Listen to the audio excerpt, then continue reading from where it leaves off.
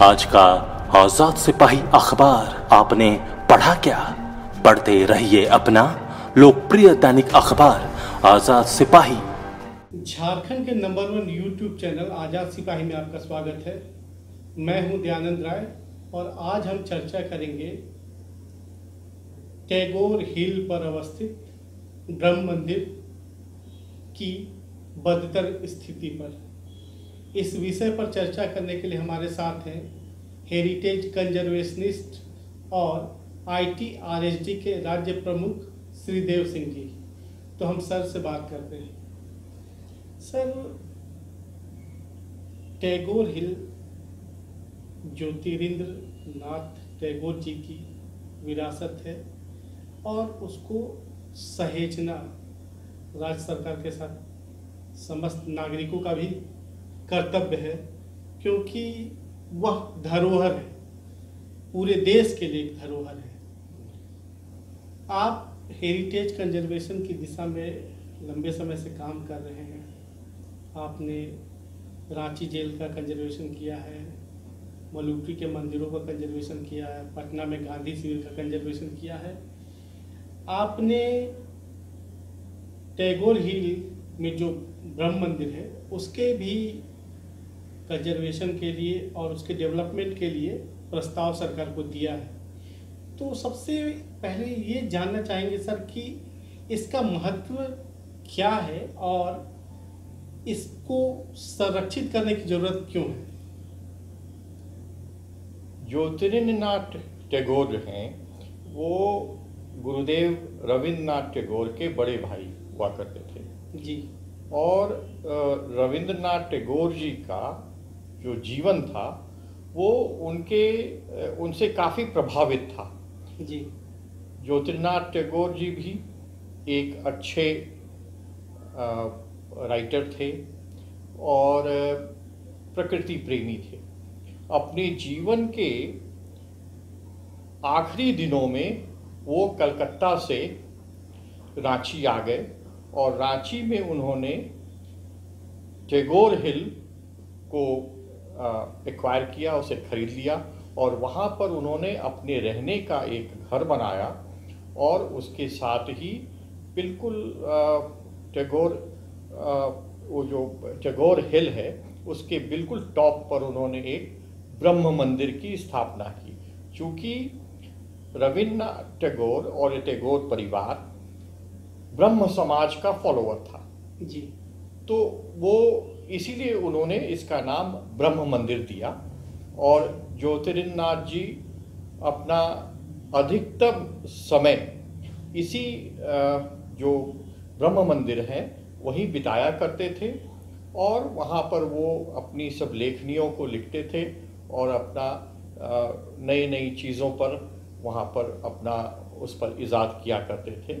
इसीलिए वो ब्रह्म मंदिर हमारी एक अद्भुत विरासत है। सर, राज्य बने 20 साल हो चुके हैं। टैगोर हिल की जो ब्रह्म मंदिर है उसकी दुर्दशा कोई आज की बात नहीं है, पर इसके संरक्षण की दिशा में प्रयास जिस स्तर पे होना चाहिए तो वो नहीं हुआ। क्यों? ऐसा क्या फंड की कमी है? नहीं, अगर हम आपसे बताएं, क्योंकि लोग इस बारे में बहुत जानकारी नहीं रखते हैं। पिछले 5 से 7 वर्ष के अंदर हम लोग लगातार प्रयासरत हैं कि इस ब्रह्म मंदिर का संरक्षण किया जा सके। 5-7 वर्षों से, पिछले 5-7 वर्षों से, क्योंकि ये अगर आप पूरा उसमें देखें तो 7-8 वर्षों से ही इसकी दुर्दशा दिखने पड़ी है, दिखती पड़ी है। तो इसीलिए हम लोग, और अब काफ़ी संख्या में लोग वहाँ जा भी रहे हैं जी। तो लोग जाके, वो बिल्कुल खुला जगह है तो उसको लोग अगर कहें तो उस पर कुछ डैमेज भी करते हैं, उस पर थोड़ी सी राइटिंग करते हैं या उससे, तो क्या होती है उसकी स्थिति। अभी कुछ दिन पहले आप आपने भी आज अपने लेख में दिया है, क्योंकि ये पहाड़ के ऊपर में ये स्थित है, तो यहाँ बिजली का गिरना एक आम बात है, क्योंकि ये बिल्कुल स्वाभाविक है कि बिजली जब गिरती है, कड़कती है, तो जो सबसे हाईएस्ट पॉइंट होता है उसके नज़दीक, उस पर जाती है जी। तो ये भी एक बहुत क्लिकिश पॉइंट है, एक बहुत ही कि उसमें इसका जो है बिजली का जो ये है पॉइंट है जो बिजली को लेकर नीचे आ सके, उसको तुरंत लगाना भी अत्यंत आवश्यक है। और उसके साथ ही चूंकि अभी कुछ दिन पहले ही उसका एक बहुत बड़ा भाग गिर गया जी, और बाकी भी उसमें काफ़ी डैमेजेस हो गए हैं, पूरी छत उसकी हिल गई है, उसके 2-3 खंभे बदल दिए गए हैं, मे भी टूट गए होंगे तो लोकल लोगों ने उसको बदल दिया है। इन सबको संरक्षित करना बहुत ही आवश्यक है अगर उस ब्रह्म मंदिर को हमें, इस विरासत को हमें बचाना है तो। सर, आपने उसके संरक्षण का प्रस्ताव कला संस्कृति विभाग को दिया है। हम ये जानना चाहेंगे कि संरक्षण और विकास कार्य में क्या परिवर्तन आएगा उसमें? संरक्षण में कोई परिवर्तन नहीं आता है, क्योंकि संरक्षण तो जिस तरीके से वो बना है, जो उसका आर्किटेक्चर है, जो मटेरियल, उसमें मुख्यतः रेड सैंडस्टोन लगा हुआ है, और रेड सैंडस्टोन में कुछ कारीगरी भी की हुई है जी। तो उन सब कारीगरी को रखते हुए अगर उसके जो गिरे हुए पोर्शन को हम फिर से उसमें लगाएंगे, तो उन कारीगरी को वैसे ही बनाते हुए रेड सैंडस्टोन में ही उसको फिर से ठीक किया जाएगा, संरक्षित किया जाएगा, उसमें कोई बदलाव नहीं होगा। लेकिन जहाँ तक विकास का सवाल है, अभी अगर आप वहाँ जाते हैं तो देखिएगा एक सीढ़ी है जिससे लोग चढ़ते हैं और उसी से फिर नीचे उतरते हैं। ऐसा प्रायः देखा जाता है कि वैसे स्थल जहाँ लोगों की संख्या काफ़ी होती है, आना जाना बहुत होता है, हमेशा वहाँ पर 2 रास्ते होने चाहिए जी। तो हम लोगों ने ये प्लान किया है, एक जो सामने में सीढ़ी है, ठीक उसी के पीछे में एक और सीढ़ी का प्रोविज़न देंगे, ताकि लोग इधर से चढ़ें, एक तरफ से चढ़ें और दूसरी ओर से उतर जाएं, ताकि वहाँ जो अगर क्राउड बहुत ज़्यादा, अगर भीड़ बहुत ज़्यादा बढ़ जाती है तो उस भीड़ को कंट्रोल किया जा सके। और बाद में उसका प्लेटफॉर्म बनाया गया है, उसका उसके जो वॉल्स वगैरह हैं, उन सबों पर हम लोगों ने प्रपोज किया है कि उसमें भी रेड सैंडस्टोन लगा दिया जाए, रेड सैंडस्टोन, तो वो एक ही जैसा और अच्छा दिखने लगेगा। बस यही विकास में है। विकास में बहुत, हाँ, उसमें उसका लाइटिंग की व्यवस्था हम लोग करना चाहते हैं कि शहर के 10, 20, 50 किलोमीटर से आप उस मॉन्यूमेंट को देख सकें। ऐसी व्यवस्था के लिए विशेष फिलिप्स वालों से और उनके जो ये मॉन्यूमेंट्स के लाइटिंग करते हैं उनसे बातचीत हुई है, और उसमें एक विशेष व्यवस्था की जाएगी, और ये लाइटनिंग का प्रोविजंस वहाँ दिया जाएगा, ताकि कभी फिर आगे कहीं लाइटनिंग हो तो उसको कोई डैमेज ना। सर, ब्रह्म मंदिर की स्थिति से आप परिचित हैं, कितनी जल्दी इसका संरक्षण कार्य शुरू होना चाहिए? संरक्षण कार्य तो तत्काल, हम तो अगर सरकार कहती है तो वो कल से होना चाहिए, क्योंकि वो अभी ऐसी स्थिति में है कि कभी भी उसमें काफ़ी बड़ा डैमेज हो सकता है जी। तो वो तो तत्काल होना चाहिए, और मेरे हिसाब से 3 से 4 महीना लगेंगे इसको पूरी तरीके से बिल्कुल दुरुस्त हो जाने में और लोगों के बीच में आने में। अच्छा।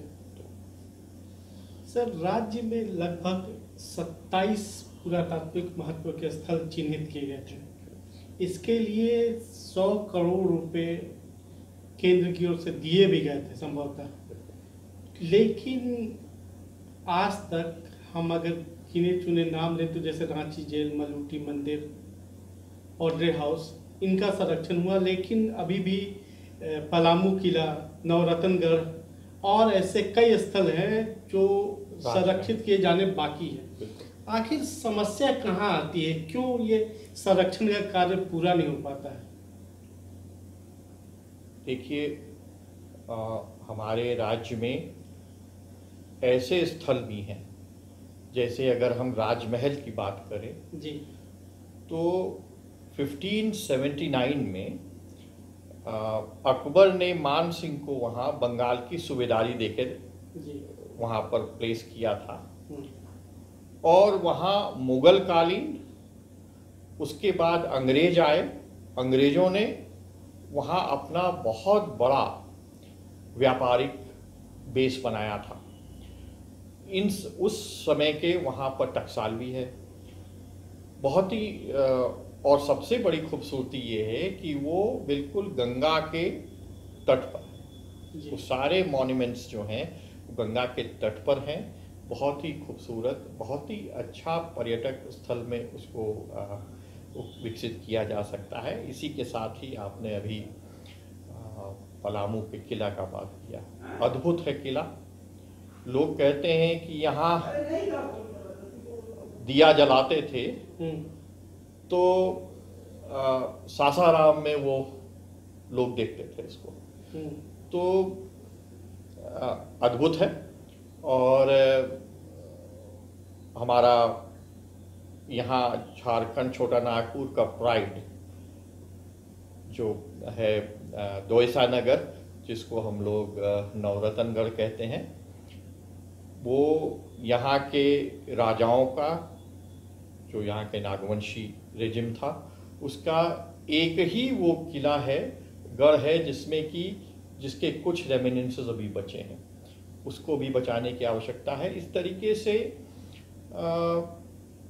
27 जगहों का चयन किया गया था आज से 15 साल पहले जी और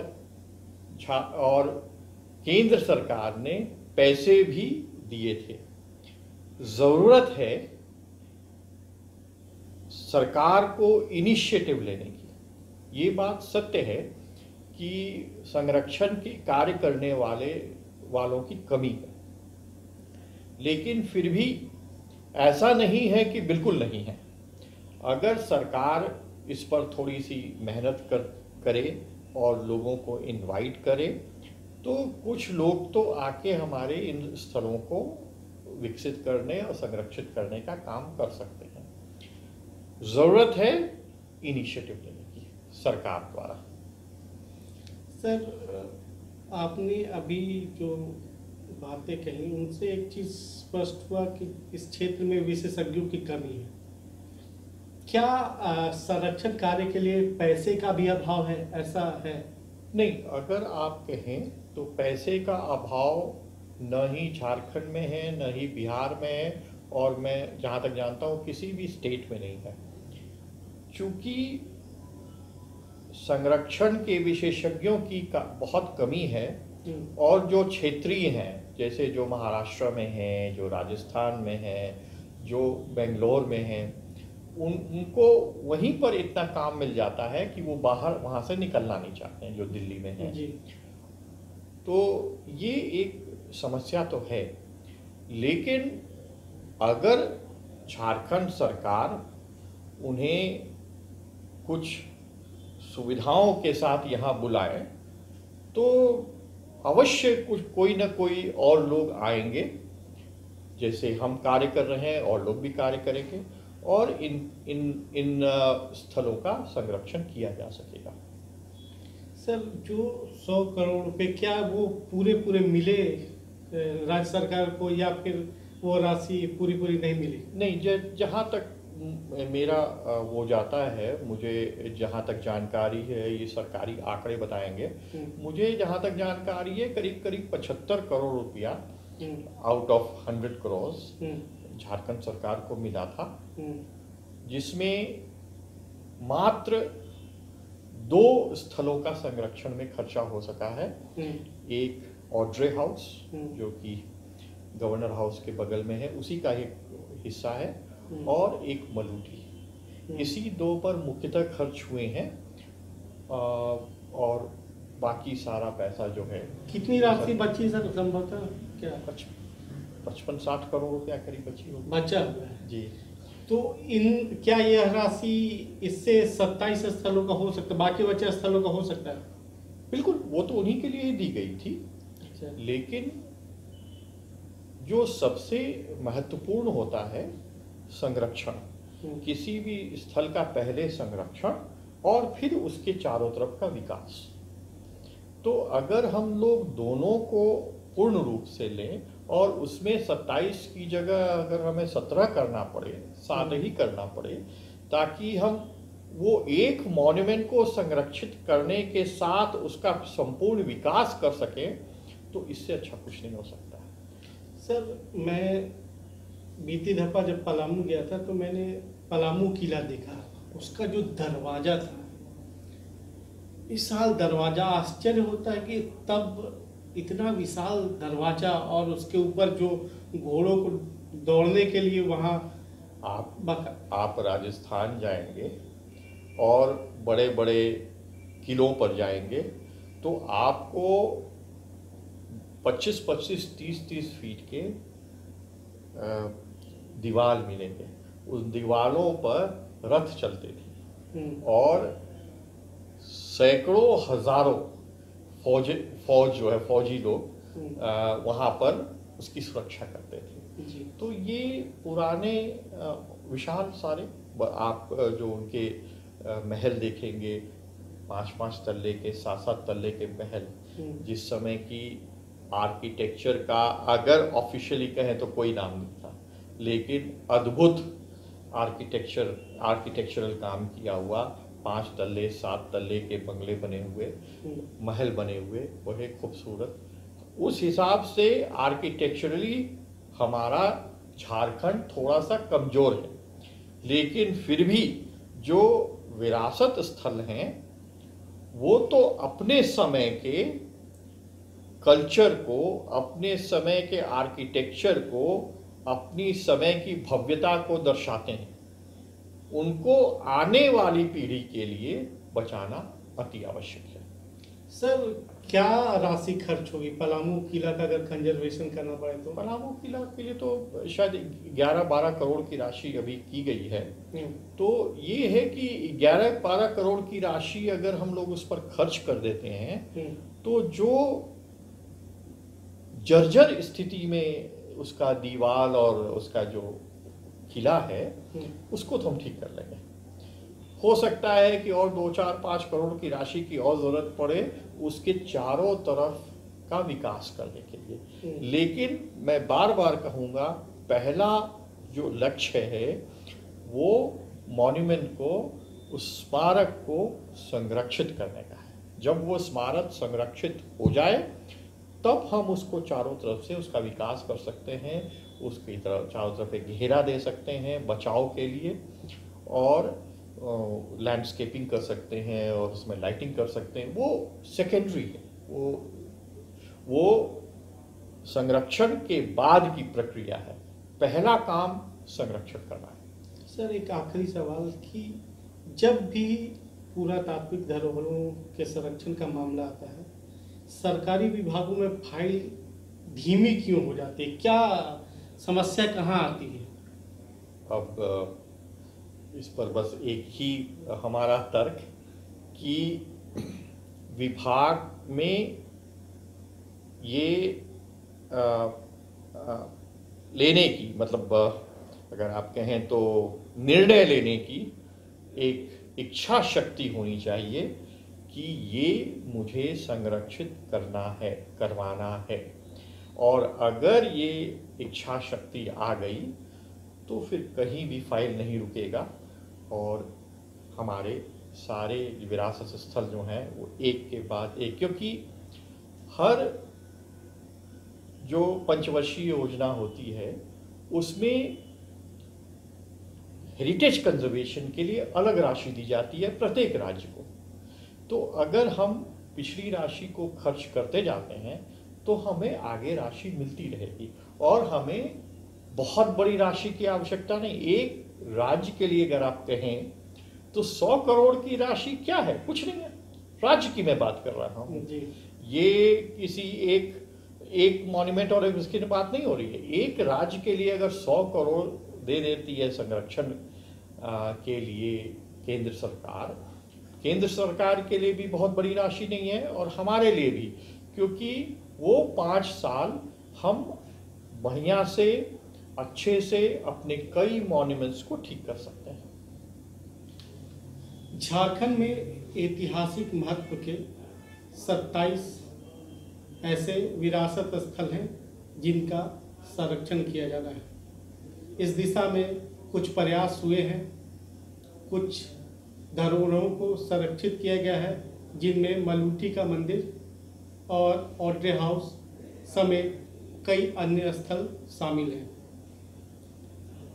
पुरातात्विक धरोहरों का संरक्षण राज्य सरकार की प्राथमिकता में होना चाहिए। यह इसलिए भी ज़रूरत है क्योंकि इतिहास समृद्ध होगा तो वर्तमान के समृद्ध होने की आशा की जा सकती है और भविष्य भी उज्जवल होने की संभावना हो सकती है। जाहिर है इस दिशा में प्रयास सरकार को भी करना है, सिविल सोसाइटी को भी करना है और कंजर्वेशन के एक्सपर्ट्स को भी करना है। उम्मीद की जानी चाहिए कि निकट भविष्य में गिरने से पहले ब्रह्म मंदिर संरक्षित हो जाए। आज़ाद सिपाही यह चाहता है। आज श्रीदेव सर ने हमें विरासत स्थलों के संरक्षण के संबंध में महत्वपूर्ण जानकारी दी। उम्मीद की जानी चाहिए कि इससे दर्शकों का कौतूहल कुछ शांत हुआ होगा। मंच शेयर करने के लिए श्रीदेव सिंह सर का धन्यवाद।